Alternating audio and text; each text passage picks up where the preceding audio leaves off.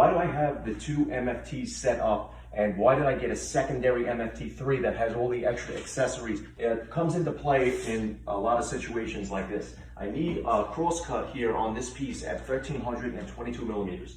Well, that's too long for the stop block on the first fence right here. So if you have the secondary MFT, you have another accessory fence in the back. You can use the secondary stop block that comes with. And now I can set that up right there, and I can make repetitive crosscuts at the long length that I need. And this is great for the sides of tall bookcases and built-ins and things like that, or even upper cabinets.